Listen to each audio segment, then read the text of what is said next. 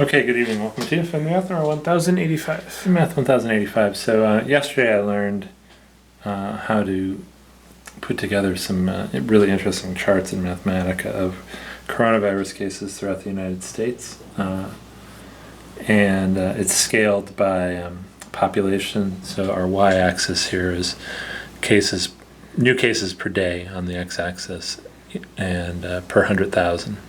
So 30 cases per 100,000 population.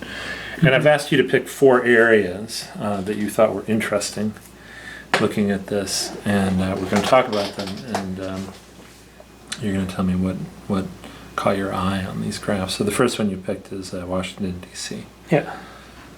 So it's kind of interesting here to see such a large graph for such a small area. Mm-hmm. Like this. Like we saw some other ones where the graph never got above 10, but this one gets almost to 30. And it's such a small area, so there probably aren't that many cases. Because there's not as many people. There's other areas, but it's still a large number of cases per 100,000 people. Yeah, you know what, I'm actually looking up on my phone real quick the population of Washington, D.C. because I don't know it. But you're right, it's definitely a small area. Why do you think there might be a large case count there? I think the people there are probably all kind of close together. And it's probably it's probably something close to a city's population. It's probably a large population in a rather small area. Yeah, sorry, my phone is running super slow. I put in Washington, D.C. population. I would guess also there's a lot of travel in and out of Washington, D.C. Mm-hmm. Maybe more so than most places. 700,000 people apparently live in Washington, D.C. All right. Yeah, it's a lot of cases, and this is even now at 20 roughly per 100,000. That's a lot higher than other places we're seeing in the U.S. Okay, Mm-hmm. So where else did you think was interesting? See if I can find it. I'm looking for.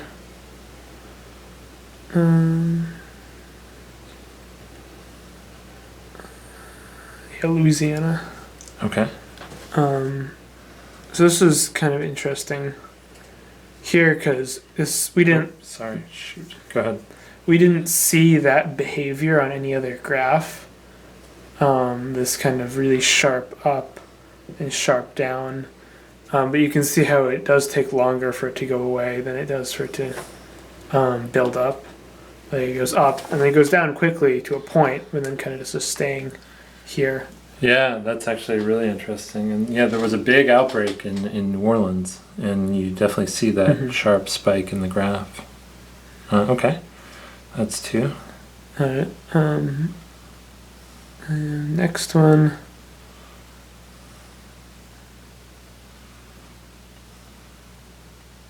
Where is it? Nebraska, yeah.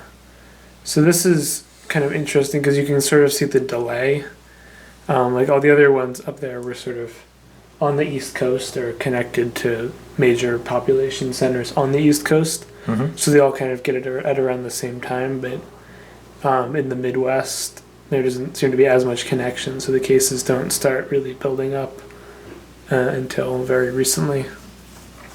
Yeah, you're absolutely right. It's almost like a month behind the East Coast. Mm-hmm. But well,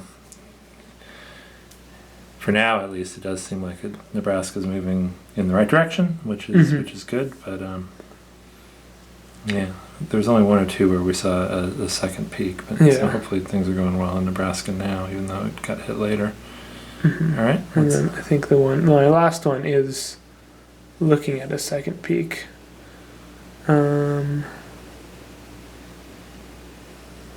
Looking for South Dakota. There we go.